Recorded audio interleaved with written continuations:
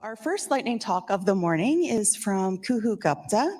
She is a data visualization engineer at Illumio. She holds a master's in computer science with a specialization in visual analytics and human-computer interaction from Georgia Tech.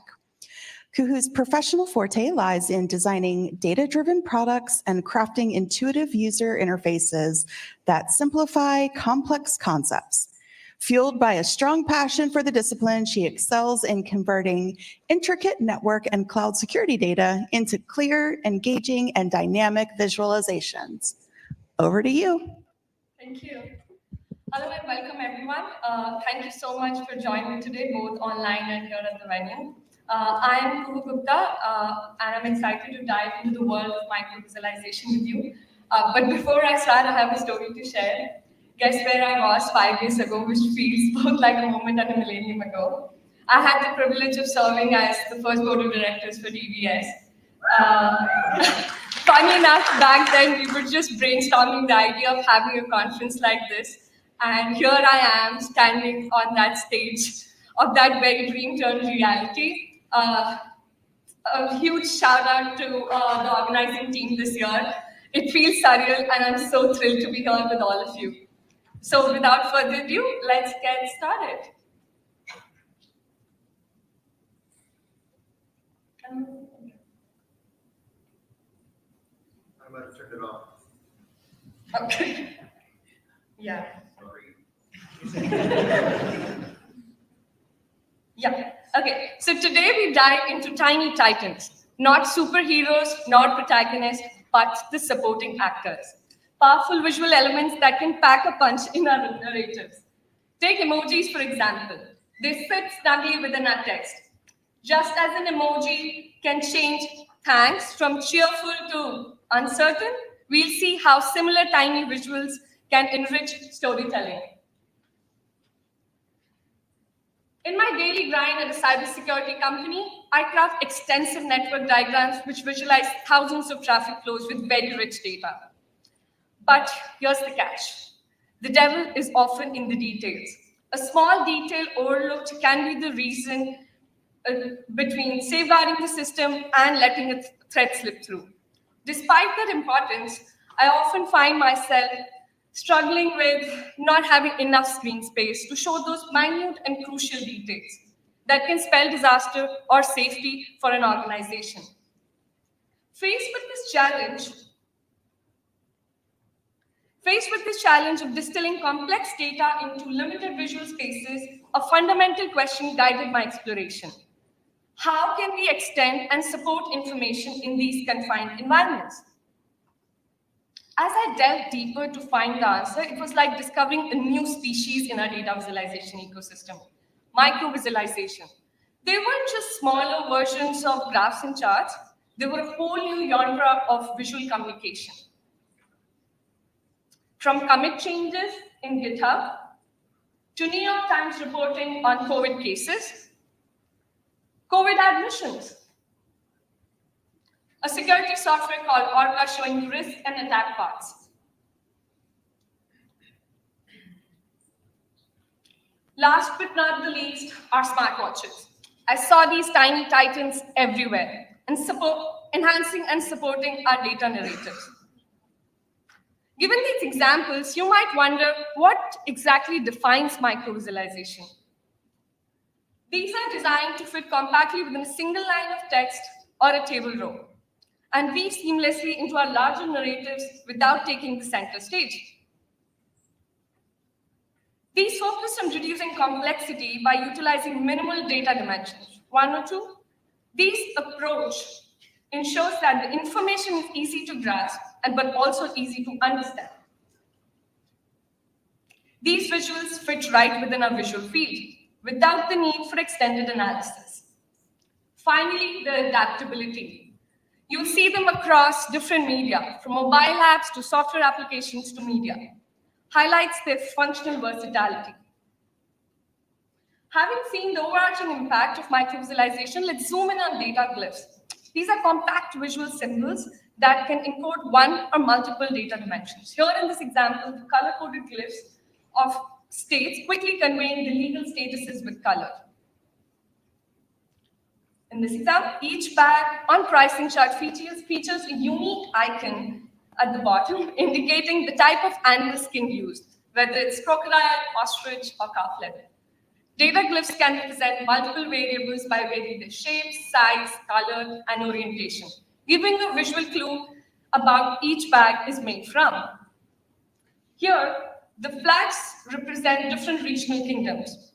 Adding a flag serves as a supporting visual symbol that not only identifies the kingdom, but also encapsulates its unique identity within the small space.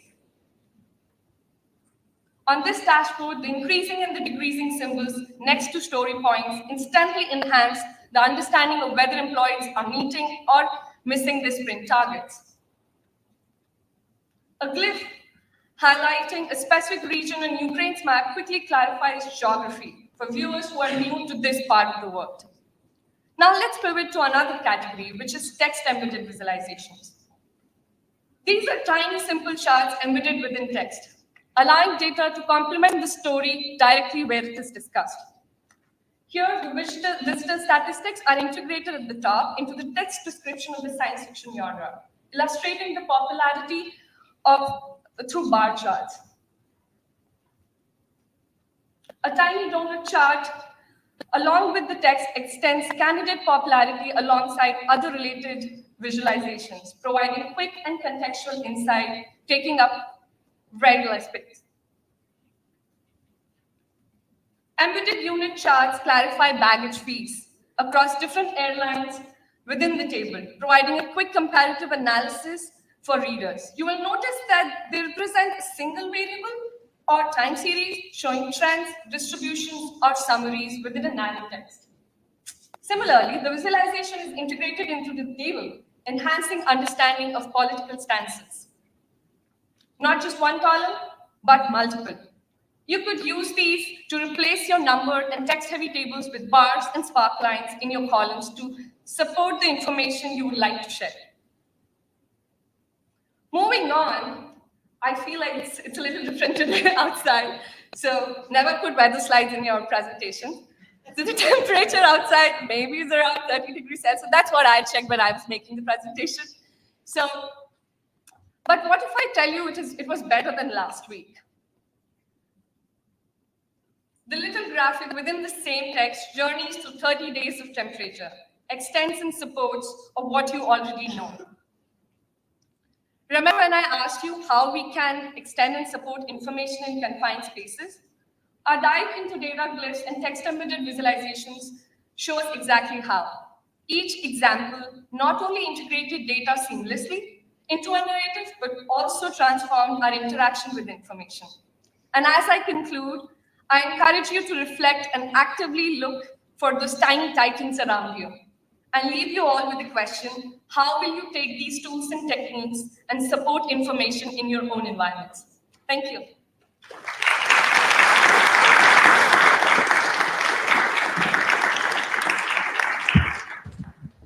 All right.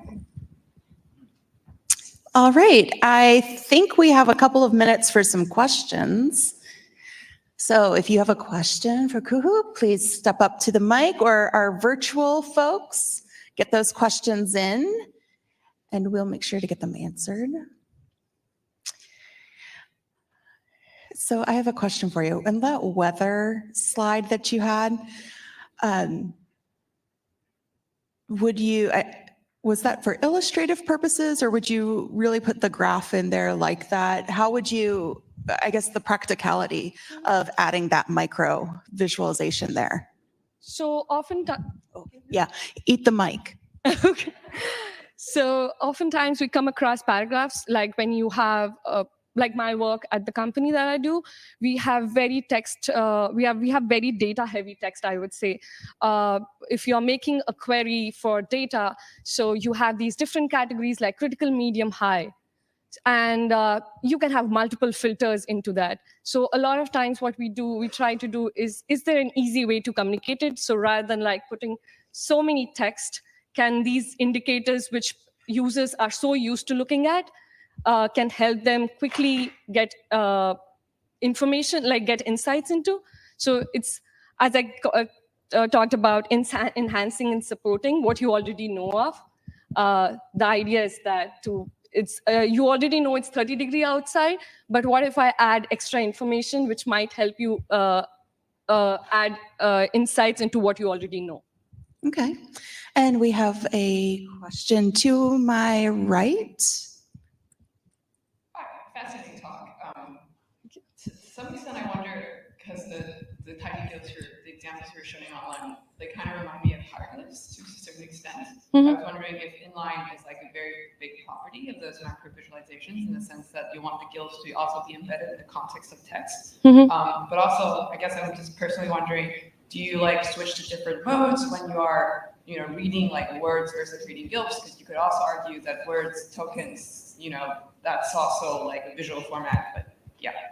Yeah, so when I was doing my research, I did find a lot of examples on just working with the typography. You'll find work from Jonas Parno, which his work is mostly on playing with typographical variables to encode information.